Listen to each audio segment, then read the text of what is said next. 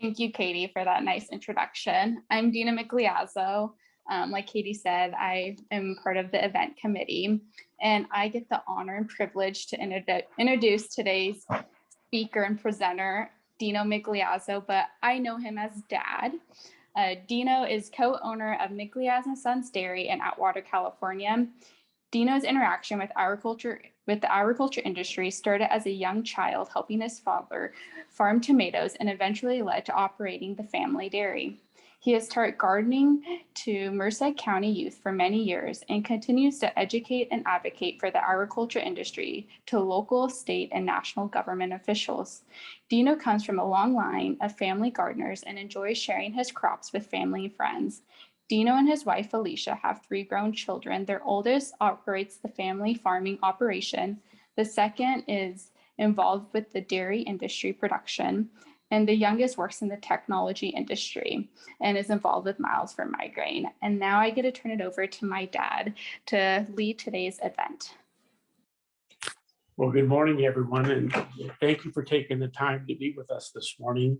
We're going to have a lot of fun, and I hope everyone has all their supplies in front of you. If you don't, I'll give you a minute to go ahead and get those together. The kit that showed up in the mail has the 5 different herbs that we're going to be planting this morning. And like what was mentioned earlier, if you have any questions, let's go ahead and be interactive this morning and ask us any questions. And if you could maybe introduce your name and where you're from. We are located in the central part of California in the San Joaquin Valley. Yesterday was 112. Today will be 112 again. So it's nice to be inside to visit with you this morning. So if you read the directions, they come with your kit, but there's 5 different herbs that are herb seeds that are included in the kit. And we're going to start this morning with the 2 that do not require any pre-soaking. So that would be the basil and the cilantro. And if you read the instructions, some of those would require pre-soaking to soften up the hull or the shell around the seed so that the water can get to it more easily. It reminds me of my grandfather, what he used to do with his squash plants. And if you remember, the squash seed is quite large. He would wrap those in a paper towel and soak them overnight, and then would plant them the following day. So we're going to start this morning with the basil and the cilantro. And you're going to want to get 4 ounces of water. If you think about an 8-ounce glass of water, it'd be half that. So we're going to fill that with warm water. Tap water would be just perfect. And you're going to fill it to the 4-ounce mark. And then I'm pouring it into a plastic container that we're going to put the media disc in and allow it a little bit of time to soak up the water. So if you want to just place it into that, it always amazes me how that little disc can become such a huge plant medium over time as it soaks up the water. The reason that we want to use warm water is that it doesn't shock the seed when we put the seed into the medium when we're going to be planting in a few minutes. While that's happening, you might want to take your markers, if you haven't done so already, and put on the marker the seed variety that you're going to plant, as well as today's date. Today's, oh, thank heaven, it's 7/11. Okay, so you want to put the date and the variety on your marker. If you're probably watching that disc, it's going to continue to soak up the moisture, and it's going to continue to expand.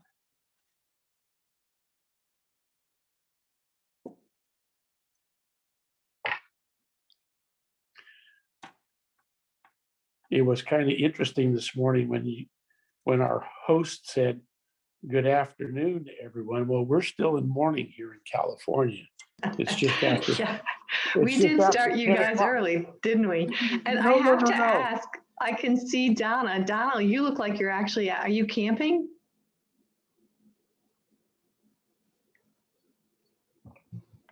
You're on mute. There you go. No, actually, this is my in-laws RV is parked in my driveway. Gotcha. But you're working outside, so that's great. Where are you? This is my house. Oh, fantastic. Where are you? Where are you located? I'm in Oakland, New Jersey, just outside of Philadelphia. Okay, great. That's where I am. I'm outside of Philadelphia on the Pennsylvania side. Yes. And it's finally a little cooler in this area, not so hot. Yeah, more humid, but Dino, it was about 101, 103 here a few days ago, with the feels like temperature, and on the East Coast. It cooled down a bit. I was in Michigan 2 years ago, Traverse City, about this time of year, and oh, it was stifling in Michigan. So I know what the humidity can do. It's not fun. So your disc should start to just about have all the moisture soaked up. You want to make sure that it gets all the way through. You can break it up a little bit with your fingers.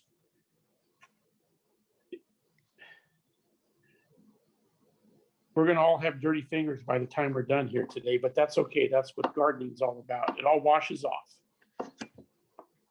Now, what I did with the little planting cup, it's biodegradable. And so what happens over time is your plant continues to grow and it breaks down and the roots actually go right through this. But I put mine in a red Solo cup. It kind of helps retain the moisture. And then if you look at the bottom of these, you'll see that there's a hole. So any extra moisture would come through, but by putting in a Solo cup or any type of container that's water resistant, it keeps from getting your countertop dirty. So we're going to transfer the soil now into one of the planting cups. I'm assuming that everyone's disc is pretty much soaked up all the moisture. So we're going to transfer that over into a planting cup. And I like to leave just a little bit in the container that we're going to cover the seed with at the top. So the directions say to plant several seeds because the germination will not be 100% on each seed. And it's a lot easier to thin the plants after they come up. So these seeds, my goodness, there's enough in here to plant an acre, okay? So you want to maybe get a few on the end of your finger or actually just let them come out into your hand. And I'm planting the basil here. And you want to sprinkle them over the top of your medium. Just sprinkle them over the top. You can always obviously save some seed for later on. And then cover the rest of the seed with the medium that's left over in your container.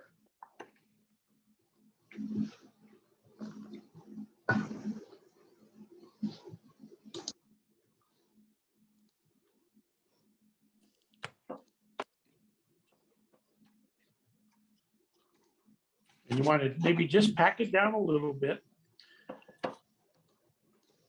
And I'm going to tell you a couple of lessons that I learned because I did this about a month ago with the basil and the cilantro.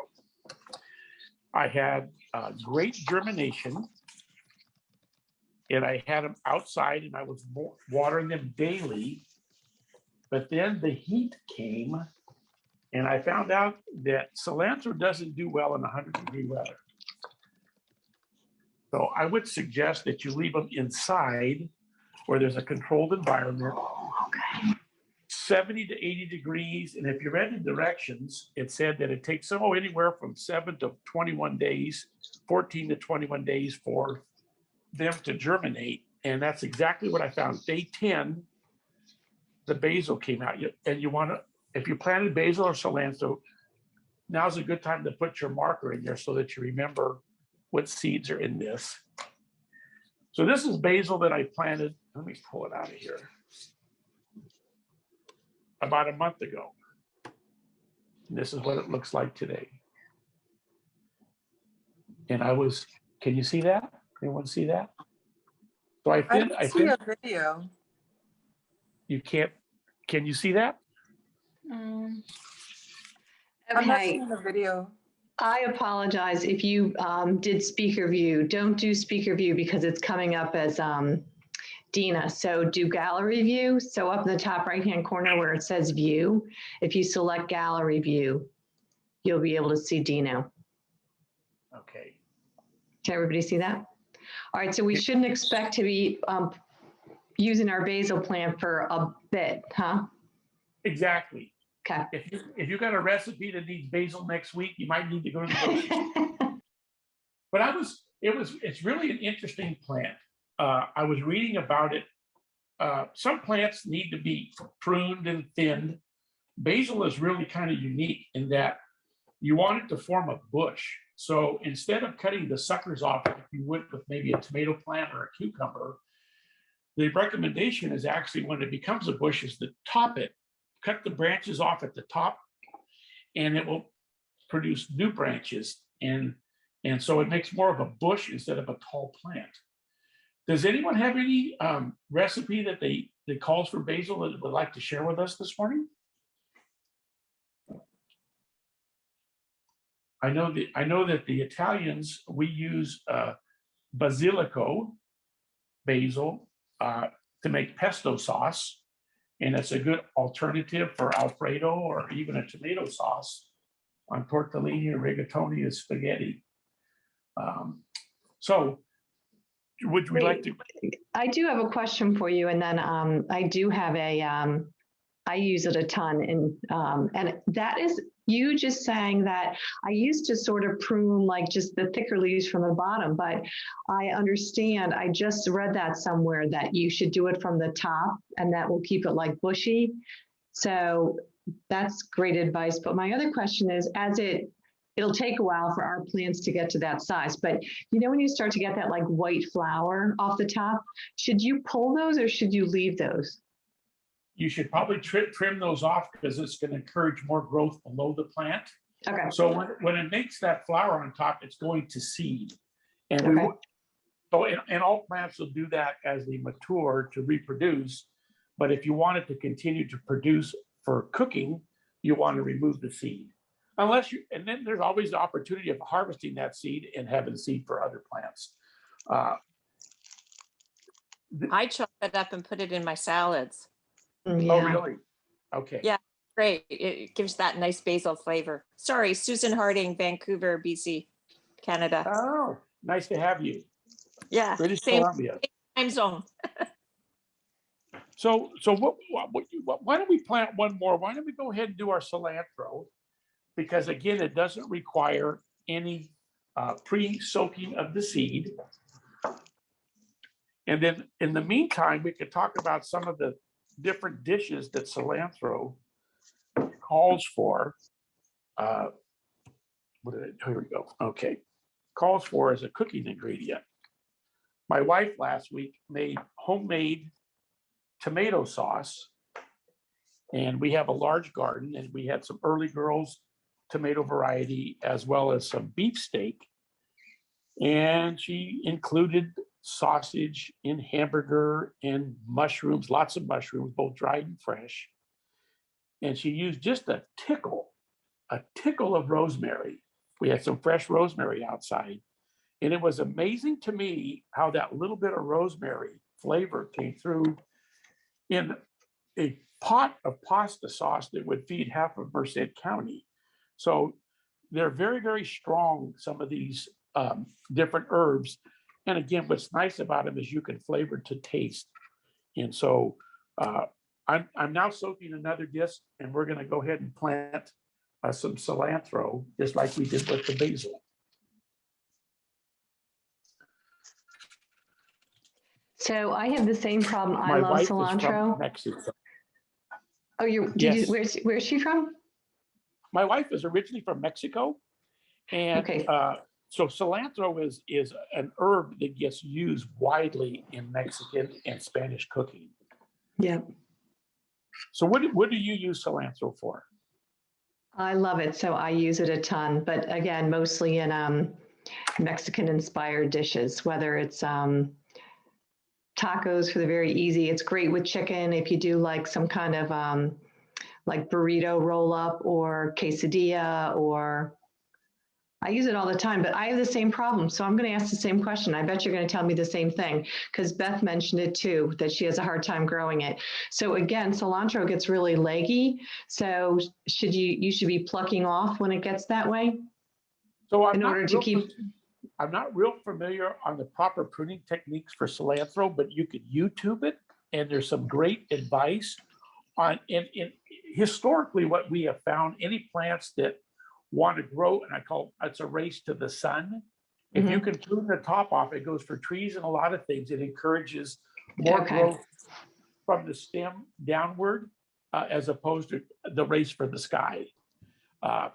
Now, when we talk about tomato plants, there's a lot of advice on tomatoes on the internet. And they talk about raised gardens or growing them in a pot, depending on how much area that you have, and reducing the suckers and training them. And there's different varieties as far as determinate and indeterminate varieties of tomatoes.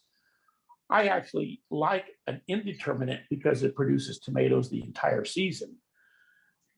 The challenge that I see is that when you're not planting them in the ground and you don't allow the vines to touch the ground, every time a tomato vine touches it, reroots if it's an indeterminate variety. So it can give you a healthy plant the entire season. But if you have it in a pot, it only has one place for nutrients. So what I have found to be the most productive, it does take over your garden over time, but it gives you tomatoes the whole season, is just to let part of the plant train and then part of the plant be kind of free flowing and go across the garden. Again, it really depends on how much room that you have for your garden. But I picked tomatoes for our employees this morning, and I had a 3-gallon bucket off of one plant, early growth tomatoes that were about this size. And I do that. I have like 15 plants, and I'm picking 2 buckets a day for the guys right now because they're so prolific. Oh my goodness, that sounds amazing.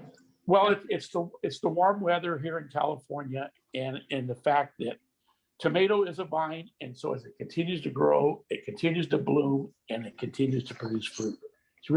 It is quite amazing how much you can get off of one tomato plant. That is crazy. So we still have a lot of, I think your suggestion, since you tried your cilantro outside, you're going to do it inside this time. I'm going to do that as well, because I think the heat does seem to burn it out. So I'm going to try that as well. So we also have another question that came in. Katie, I don't know, maybe you want to pull some as they come through, but it sounds like, do the herbs when they're inside have to be in direct sunlight? Yes, they need to be in direct sunlight. And again, they're converting the sunlight to energy that helps them grow. Most herbs require a fertile soil with just minimal fertilization. So you want to be careful not to burn the roots, particularly when they're young plants. You want the medium, and this medium is basically compost. So as it continues to be watered, it's going to supply enough nutrients for the plants to do very well. I have also found through experience, products like Miracle Grow, and those are wonderful, but they can be overdone. And the next thing you know is you've over fertilized, and the plant doesn't like that. So you want to keep the soil moist. You can check it by just sticking your finger in it. The recommendation is to probably, and if they're in a small container, water once or twice a week, but do not over fertilize, but make sure that they're in direct sunlight. So I'm going to put some cilantro in here.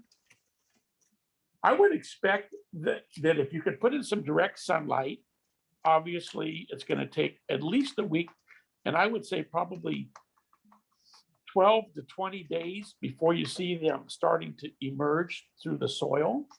And then at that time, you want to thin them to the number of plants that you want so that they can be transplanted into a larger pot at that time, or transplanted outdoors into your garden or flower bed or whatever you would have where you want to have them convenient, where you can harvest them, but also a place that you can see them so you can care for them. So we would do that as soon as we start to see little sprouts like the basil you showed us. Would you be taking that size and putting it in a larger plant, a larger container? I would say these are ready to probably transplant into a larger container.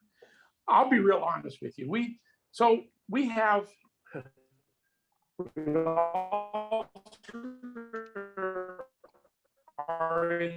Oops, we lost audio there. Will you start that sentence over? So Please. we're also in the almond business, and we transplanted 4,000 trees 2 years ago, and they were, as opposed to a bare root that is been in storage and is asleep. We actually planted potted trees that were in a container that was made of the same material, but it was a long container like this.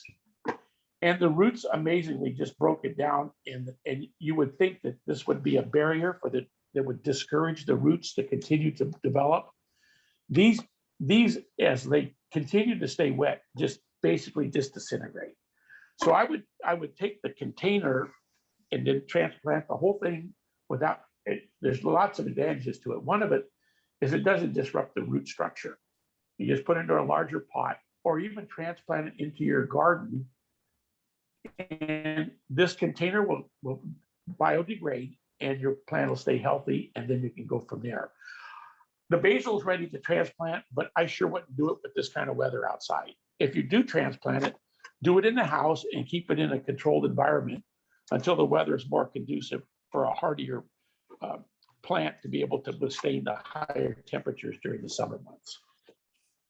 So cilantro, does anyone have any other? I know that my wife uses a lot of cilantro, and she'll dice it and she uses it for cooking. But more than that, we sprinkle it with onions and some other different ingredients over tacos, birria.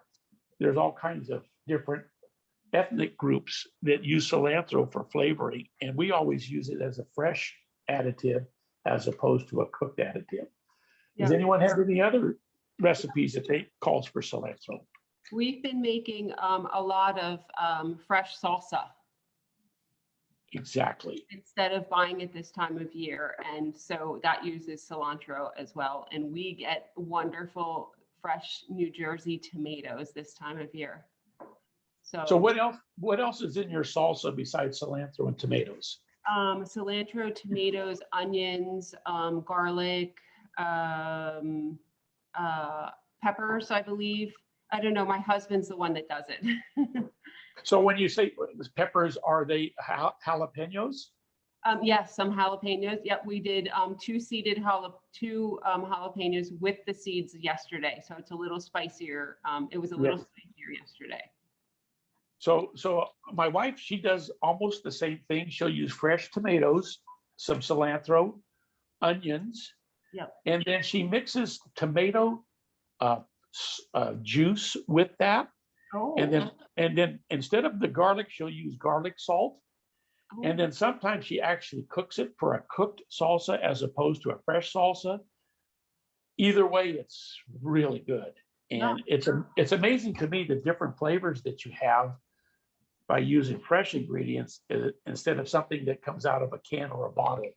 It's no comparison. And he's from Spain, and he makes fresh gazpacho. Oh, yes. So I'll have to ask him. He's not in the room right now. I'll have to ask him if he uses it in his gazpacho. I'm not sure. It could be. Yeah. So you have some questions. Any tips or tricks for keeping herbs growing in garden year round? So the question, in case someone didn't hear, are there any tricks to having herbs grow year round? What we have found is that there's certain herbs, as like a rosemary plant, that is, and remember now we're in California. So our coldest winter where we're located might get to 28 degrees. And if it gets to 28, and that's above zero, if it gets to 28, it only lasts for a couple of hours. So we have the ability to grow herbs outside if they're protected by being on the side of the house or in a planter. Where some of you are located, I would think that the winter would be so harsh that has anyone had experience of herbs wintering through and then coming back fresh next year? They can't take the cold, I don't believe. I haven't. I do notice mint seems to come back, but none of these others, none of the ones that we're doing today do. I haven't had any luck. My thyme and rosemary come back. I have them in a pot outside all year, do they? and the thyme and rosemary come back on their They own. do. Mhm. And So we've what do had you- mint come back, and I'm in the Boston area, so you're right about the mint. Okay. So what do you use? What's one of your recipes that uses thyme? Or you just like the way it looks? It's just the one that's lived the most. I have so much of it. I really have no idea what to do with it unless it comes up in a recipe I find online. I really don't know. I would love to hear some recipes that use thyme. Yeah, I agree. I only use it if it comes up. It seems to come up with chicken. I think you could probably do it with anytime you cook chicken. It's a pretty, to me, it's a pretty innocuous herb, but that's just my opinion. Well, and the same thing with parsley.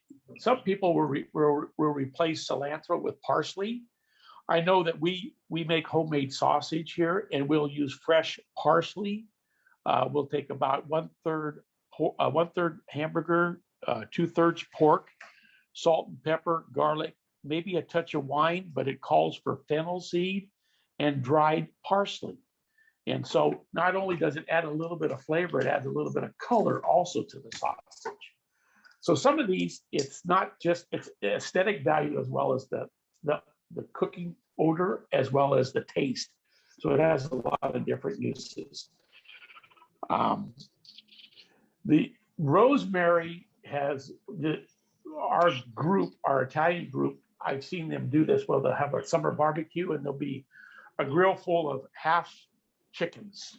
They're on the barbecue and they'll take several sprigs of rosemary, tie it to a stick, and they'll just lightly touch each chicken. Just touch it. And the rosemary smell will be on the outside when you're eating it. It's just amazing how strong the smell is. The odor, it adds just a little bit of flavor to the barbecue. So there's all kinds of different secrets, and I'm sure welcoming anyone that has some secrets on how to use some of these herbs. The rosemary, you're right. I think rosemary a little bit goes a long way. You can really over season something with rosemary, but we love to take little red potatoes and you can throw them on the grill, just put a little olive oil and a little bit of rosemary and salt and pepper, and they're delicious. Yep. Well, there's a real sense of satisfaction watching things grow. Let's continue. Okay, so we're going to go ahead and plant one more while we're waiting. Now these call for soaking ahead of time. It's the sage, the parsley, and the thyme. You could pre-soak some seeds, but I think that you probably will still have success if you keep your medium moist during germination. They'll probably be just fine. So let's go ahead and plant one more. And if someone has some stories or ideas to share with the group, we'll turn the floor over to you. Just introduce yourself and tell us where you're from. While you're doing this, there's another question. Okay. Is fresh cilantro spicier than store-bought? I don't know why it would be spicier. It depends on the maturity of the plant. I think that as plants get older, I know that that's true for jalapenos and poblanos. If you pick them when they're less mature off the plant, they're not nearly as spicy. Probably has something to do with the maturity of the seed inside. I don't think there would be a huge difference, but that's a good question. Does anybody have any experience with? I actually think that, as I said before, I love cilantro, so I buy it in the store. I've tried to grow it. I usually kill it all the time, but I find the one that I grow at home is usually milder. I don't know why, but I feel like it's milder than the store-bought. Do you think That's just what I find. You think that maybe you harvest it when it's less mature, or do you? Probably, yeah. Could be, yeah. So there's probably some relationship there with maturity, and then the strength of the flavors. I do know that tomatoes off the vine, if you have the opportunity to grow those at home as opposed to buying them in the store, there's really no comparison.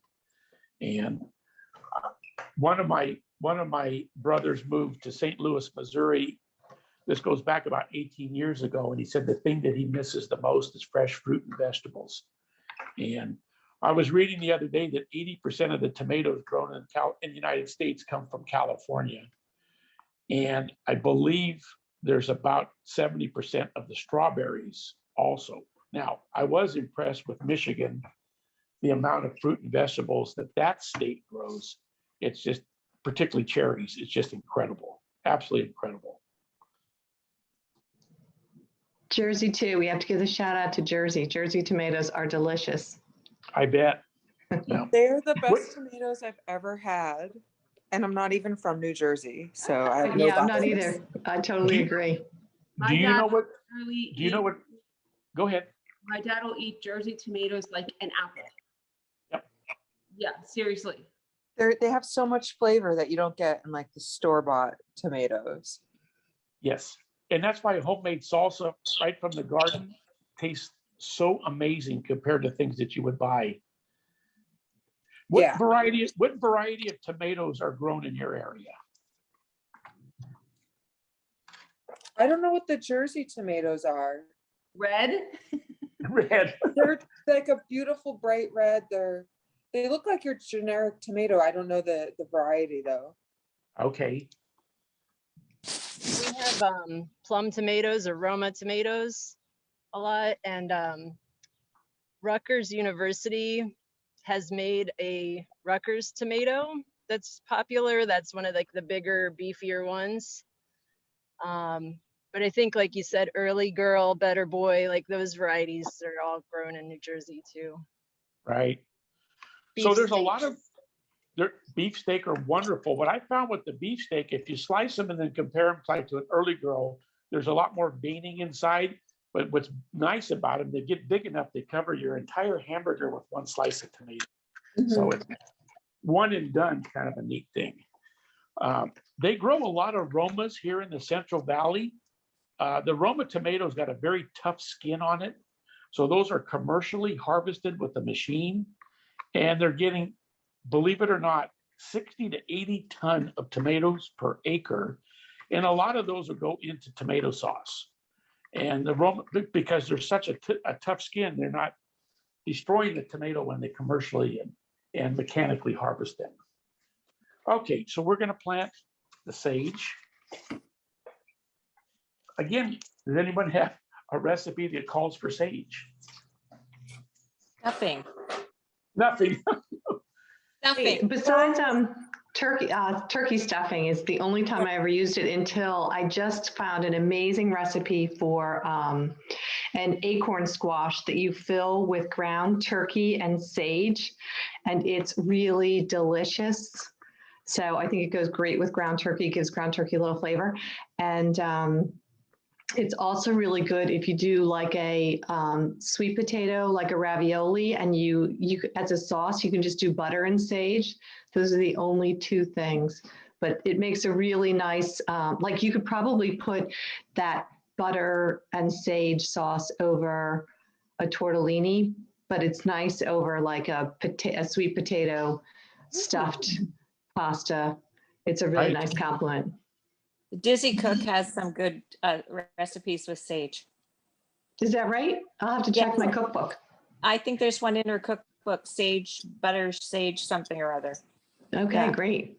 My husband he made it up. He calls it Scarborough fair eggs, like the old folk song, parsley, sage, rosemary, and thyme. You know, was it Simon and Garfunkel? Yes. Yes. Yeah, so he puts those 4 herbs into eggs and calls them Scarborough fair eggs. Love that. And like usually some cheese or something too. They're usually pretty yummy. If you want like an herby kind of egg. So you probably noticed that the sage, if your eyesight's as bad as mine, you barely could see the seed when it came out of the container. I mean, it is literally microscopic. So I probably put 40, well, a whole bunch of seed in here. It's probably going to come up and look like my lawn outside, but it's always easier to thin them than it is to not have any plants to thin at all. So don't be surprised if you have a lot of them come up. Now these, because they needed to be pre-soaked, you probably want to add a little bit of water every day, just a touch on top to keep the moisture throughout the planting medium, and probably pack it right now so that it takes some of the air pockets out of the disc. And again, if you haven't put your little marker in there, you want to mark what it was, and then of course today's date. Okay. This was a bell pepper that I picked this morning. We have these are the regular, what they call them, the Wonder, Golden Wonder. There was a new variety that came out this year. It's called the purple bell pepper, and they're delicious. They're actually sweeter than the ones that I'm used to. The wall is not as thick, but they're purple in color. So it adds a little color to your salad or your fajitas or whatever you're going to cook. Dina, any more questions? Okay. Does anybody have a recipe that they use parsley with, fresh parsley or even dried parsley? My dad, I don't do this recipe, or I haven't done it yet, but my dad makes a clam pasta sauce, but he makes a red sauce, not a white sauce. And he puts a ton of parsley in it. Okay. So it's like making a pasta sauce, but instead of the basil, he adds a ton of parsley and then the canned clams and some of the clam juice. That sounds good. Yeah, that's the basic recipe. I might be missing like a small ingredient, but that's basically the recipe. So it's more like a chowder than a cioppino, is that right? I don't know what a cioppino is, but it's a red sauce. So instead of, you usually get the clam sauce in restaurants, it's like a white creamy sauce. Yes. He does it with more like a regular marinara sauce. Right. So instead of an Alfredo, maybe a marinara. Exactly. Yes. Yeah. So That sounds cioppino, delicious. Cioppino's just got everything out of the ocean in one big pot. And and you will smell like fish for 5 days after you eat it. It's just the way. Yeah. My mom does at Christmas, she takes the little cherry tomatoes and puts olive oil and almost just blisters them quickly and puts fresh parsley over them. And that's one of the sides we have at Christmas. Okay. And there's there's all different things you find that you can do. So it was an interesting, I had a friend that had given me 3 cherry tomatoes. I love cherry tomatoes, but I don't like to pick them every day, and there's so many of them. But I planted them next to my beefsteak, and apparently they talked at night because my cherry tomatoes are the size of my early girls. They didn't read the book. So I don't really have cherry tomatoes. They got huge. So that's one thing when you're planting in your garden, always keep in mind that there could be some cross-pollinating that's going on. And so my cherries got much bigger than they were supposed to be. That's so funny. I would love, those of you that are actually planting your herbs, I would love for you to send me success pictures at some point. I know it might take a while, but you all have my email address because I would share it with our group. It'd be fun to see how they come up. Some might be stronger than others. If they're a total flop, that could be the case too. You just buy a plant and send a picture of that instead, right? And the same, I know my grocery store right now is selling a basil plant that's like magnificent. I think I'm going to have to buy that to keep me over. As Dino said, this one's not going to take seed. It's not going to really fill in for a little bit of time. The same thing with any recipes. I'd be happy to share any. It's super easy to just funnel out the recipes through our same system to those people that are here. So I'd love to hear more. It's always fun to get other new ideas. Yeah, that would be a lot of fun, Helen, to do that with the group. And also I was going to say for those of you that don't have room to plant outside, like in your yard or to make a garden, I do all of my tomatoes and things like that in pots on my deck. So I have tomato plants and I have pepper pots on my deck, and they grow. Obviously, they don't cross pollinate, but I have wonderful cherry tomatoes right now, and I have our peppers are just ready, and we're just waiting for our bigger tomatoes. But it's a great way to grow your own vegetables on your, when you don't have. Well, we do have a big yard, but our neighborhood, you're not allowed to have a garden. So anyway, just an idea too. Well, and it's a great suggestion. You kind of grow what you can where you're living. But the fun thing about growing is you have this huge appreciation with your successes and your failures. And then you can really appreciate the farmers that do this for a living, because there's all these challenges that we have, whether it's weather or water or pests or markets, transportation, all this kind of stuff. We're so lucky in this country to be able to go to the grocery store and really just about buy anything that you could possibly want. But there's a sense of satisfaction of growing your own too that just, you can't replace it. It's just amazing. So I don't have anything else this morning, but you want to give some tips on like if you get fruit flies? Oh, so Dina said, obviously pests can become somewhat of a problem. I have found that the internet has been an unbelievably remarkable resource for any question that you might have about whatever you're growing. And I refer to it all the time. I have found also that most herbs, and maybe there's some value to the odor that they're putting off, seem to be somewhat pest resistant. Your squash, tomato worms, all that stuff seems to find its way to your garden by the end of the season. Has anyone had any success with like insecticidal soap or other things that they're using for pest control?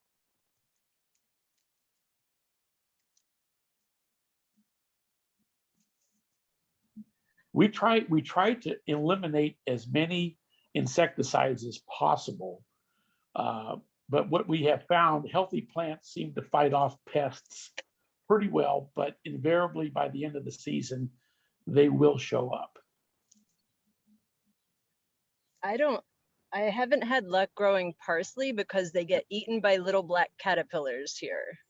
Like, Okay. I don't know where they come from, but the caterpillars like parsley. So I don't know. I just haven't grown it since then. So I haven't looked up what to do about them. And what state are you in again? That's in New Jersey. In New Jersey. Okay. My husband just said if you plant mint around them, the mint will repel keep the bugs away. And I've heard that. Great advice. Whenever we can reduce pesticides in all of our food, I think everybody wins. So it's something that we want to be cautious of. If you're forced and have no other choice, just follow directions so that we don't put too much on. And what I do with my garden is I will spray it maybe once early in the year with a very light spraying of a product called 7. That's kind of a broad spectrum insecticide. And last year I went the entire season only doing that once. So it seemed to control the pests pretty well. I will tell you, I do have ants in the fruit trees, and I don't have a good solution for getting rid of ants. But they need to eat too, so I have to kind of balance things. I will say, Donna, if you do mint, I would, and Katie, maybe ask your husband, but put it in its own pot. As they say, it's very, it takes over everything for me. Yeah, I have a big pot of mint actually, and I'll just move it next to the parsley because I know what you're saying. It grows like a weed. Right. I have a pot of mint.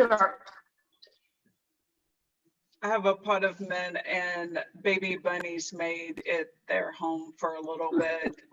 And the mint, apparently they were eating the mint, so like it only had a tiny little bit left. Well, they left their nest, and now the pot is all full again. Dual purpose, I like it. Well, does anyone have any other questions?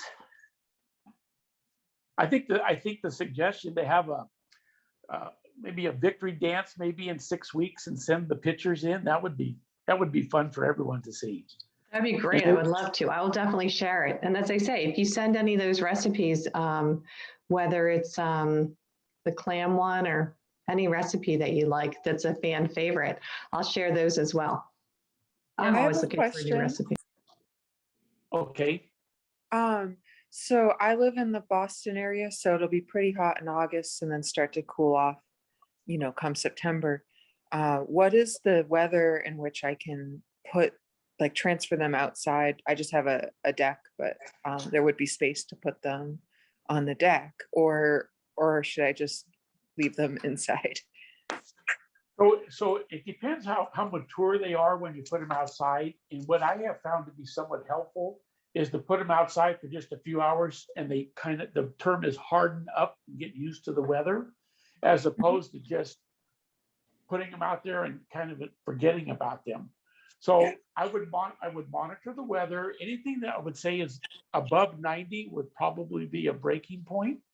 So in that 80 degree would probably they thrive. But if you have a real hot spell coming, you probably want to put them in during the daytime. Okay. And then would it make sense, what degree, like say it's the fall and it's starting to cool overnight, what's the cool temperature that I would bring them in during the evening? Oh, I think just prior to the frost, I would say anything below 40 degrees, you're probably better off taking them in than having an alarm go off when your temperature drops to 32 and you have to get outside and bring them in the middle of the night. So just kind of watch the weather. And that's the nice thing about having them in a pot, or you can actually put them close to your home in a protected area, and they can just the heat radiating off the house would probably be warm enough until it gets maybe into the 20s. To be able to be safe in the frost. And could they last all year inside, or do they eventually have a lifespan? What I have read is they will winter over, as providing that they're in a protected area. And so, yes, I think that, again, check the internet, see what you have success growing, and ask the internet, does this plant, will it winter over, and will I have a head start on 2022? Okay. Yeah. Thanks. This has been great. I really appreciate it.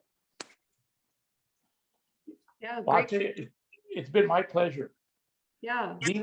My daughter, Dina, we're very proud of her.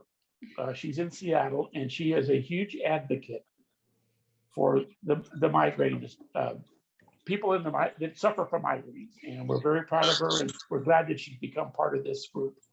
And so I do thank all of you for participating this morning. It's been my pleasure, believe me. She is. It's been really great getting to know her. And I thank you all for joining us today. I think if you see Helen's put in our survey in the chat section, if you guys would it takes a minute or two to fill it out. It just gives us a great idea to let us know what you guys would like to see in our social series. I thank you so much, Dina. It was a great event. And Dino, thank you so much for all this information. Herbs and fresh fruit and vegetables are obviously a very important part of our life, and staying fit and trim too, which is what we all want. I also want to thank our sponsor, Teva. Teva is our sponsor for this event today. And without sponsors, events like these are not possible. So I want to thank them while you are doing our survey. And also I wanted to let you know, we have 2 education days that are coming up. Just while you're filling that out, I may as well talk a little bit. This coming Saturday, the 17th, our education day is about CBD and medical cannabis. If any of you are interested in that, you know, our education days are always fabulous. And then on the 24th, we have an education day about gut and brain connection. And there's also a special guest on there who is a renowned artist who, I don't know, he sounds really, really fabulous and creative. He draws photos out of maps, and it's all migraine related. So I don't know, I'm really excited to see what he is going to be doing. So he sounds really, really exciting to listen to. So with that being said, they're all free, and all you need to do is sign up to get the links for them. Dina, thank you again. I hope you all enjoy the rest of your weekend, and we hope to see you back for another social event series, mindfulness, or whatever else Miles for Migraine comes up with. Our pleasure. Happy gardening. Yes, Bye-bye. thank you so much.